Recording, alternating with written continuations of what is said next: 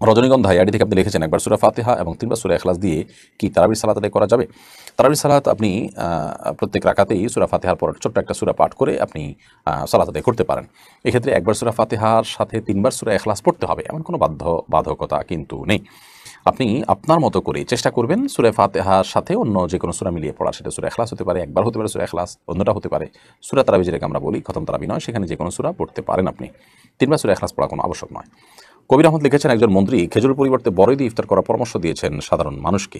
বড়ই দিয়ে ইফতার করলে কি খেজুরের সওয়াব পাওয়া যাবে? দেখুন, বড়ই দিয়ে ইফতার করলে ইফতার হয়ে যাবে, কিন্তু খেজুরের সওয়াব পাওয়া যাবে না। সন্দেহাতীতভাবে ইফতার এবং সাহরি এই উভয় খাবারের মধ্যে খেজুর থাকা সুন্নাহ, এবং খেজুরের মধ্যে যে খাদ্য শক্তি আছে, বিশেষ করে আমরা রোজা রেখে যে দীর্ঘ অনেকগুলো ঘন্টা উপবাস থাকে, আমাদের শরীরে যে পরিমাণ সুগারের কমতি এবং ঘাটতি হয়, সেটি আপনার পোষাবার জন্য খেজুরের কোনো বিকল্প নেই। এছাড়াও খেজুরে প্রচুর এনার্জি আছে, যা রোজা রেখে আমাদের শরীর যেন অতিরিক্ত দুর্বল হয়ে না পড়ে তার জন্য সহায়ক হয়। প্রিয়নবী সাল্লাল্লাহু আলাইহি সাল্লাম খেজুর খেতেন ইফতারে এবং সাহরিতে। নবী সাল্লাল্লাহু আলাইহি সাল্লামের দেশে বড়ইও ছিল, কিন্তু আরবে বড়ই হয়, এবং বড়ই গাছের নাম হাদিসে বিভিন্ন জায়গায় আমরা পাইও। সেখান থেকে বোঝা যায় বড়ই গাছ ছিল।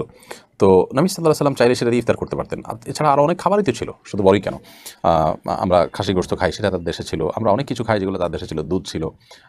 সেগুলো না খেয়ে তিনি খেজুর দিয়ে ইফতার করেছেন এবং বলেছেন ইমানদারের জন্য উত্তম সাহুর। বোঝা গেল এর সাথে স্পিরিচুয়াল একটা সম্পর্ক রয়েছে। তাছাড়া সারা পৃথিবীর উলামা ইকরাম একমত যে খেজুর দিয়ে ইফতার এবং সাহরি করা সুন্নাত। অতএব সেই জায়গায় বড়ই বা অন্য সাধারণ কিছু দিয়ে ইফতার করলে সেই সুন্নাতটা আদায় হবে না। তবে হ্যাঁ, ইফতার হয়ে যাবে আপনার। ইফতারের জন্য আপনার বড়ই দিয়ে ইফতার করলে হয়ে যাবে, অন্য কিছু দিয়ে ইফতার করলে হয়ে যাবে। কিন্তু যে মন্ত্রী এটা বলেছেন, আমি তার প্রতি সম্পূর্ণ শ্রদ্ধা রেখে বলতে চাই যে আমাদের ডলার সংকট কেন হয়েছে সেটা একটা গুরুত্বপূর্ণ বিষয়।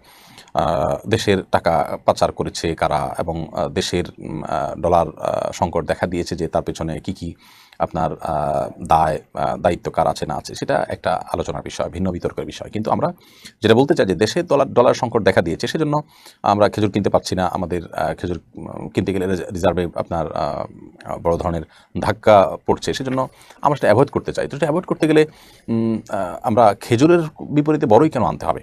আমরা বলতে পারি যে আমরা খেজুর এবছর একটু কম খাওয়ার চেষ্টা করি, অথবা খেতে পারছি না আমাদের অভাবের কারণে, যার কারণে আমরা বড়ই দিই বা অন্য কিছু দিয়ে আমরা ইফতার করতে পারি। কিন্তু খেজুরকে বড়ইয়ের বিকল্প দাঁড় করানোর তো কোনো প্রশ্ন ওঠে না। কারণ এখানে তো ব্যাপারটা এরকম না যে আমরা বড়ই একটা ফল, খেজুর একটা ফল, আসলে একটা খেলেই হলো, এরকম তো না, বিষয়টা সুন্নাহ। যার কারণে ইসলামী দৃষ্টিকোণ থেকে আমরা খেজুর দিয়ে ইফতার করার চেষ্টা করতেই পারি। আমি টাকার অভাবে করতে না পারলে তখন তো বড়ই কেন, পানি দিয়ে করলে হয়ে যাবে, সেটা তো ভিন্ন বিষয়, কিন্তু সুন্নাত আদায় হবে না। আর মন্ত্রী যেটি বলেছেন সেটি মন্ত্রী নিজে, তার পরিবারে এবং সরকার বিভিন্ন দফতরে আমল হবে কিনা, এটা হলো বড় প্রশ্নের বিষয়। তারা নিজেরা যদি খেজুর খান, 5 স্টারে গিয়ে ইফতার পার্টি করেন, আর সাধারণ মানুষকে যদি বড়ই দিয়ে ইফতার করতে পারেন, সেটা খুবই দুঃখজনক এবং বেদনাদায়ক অধ্যায়। লম্বা সূত্রা নাম তাশকুরুন আহমদ সিজু, একসাথে পুরো নাম লেখা, যাই হোক কোনো স্পেস নেই। আপনি লিখেছেন নেইল পলিশ দিয়ে দিলে কি নামাজ হবে? যদি কেউ নেইল পলিশ ব্যবহার করেন, তাহলে নেইল পলিশ ব্যবহার করলে তার ফলে আলাদা একটা স্তর পড়ে যায়, আবরণ তৈরি হয়, যার কারণে অজু হবে না। ফরজ গোসল হলে সেই ফরজ গোসল হবে না, পানি যেহেতু ত্বকে পৌঁছচ্ছে না, সেজন্য নামাজও হবে না। যদি কেউ কোনো নারী মাসিক অবস্থায় এটা ব্যবহার করেন, তখন যেহেতু তার নামাজ নেই, করতে পারেন। তবে যখন তার নামাজ ফরজ হবে, নামাজ থেকে সুস্থ হবেন, তখন তিনি আবার এটা চেঁচে ফেলে দিয়ে তারপর যথারীতি অজু গোসল করে তাকে সালাত আদায় করতে হবে।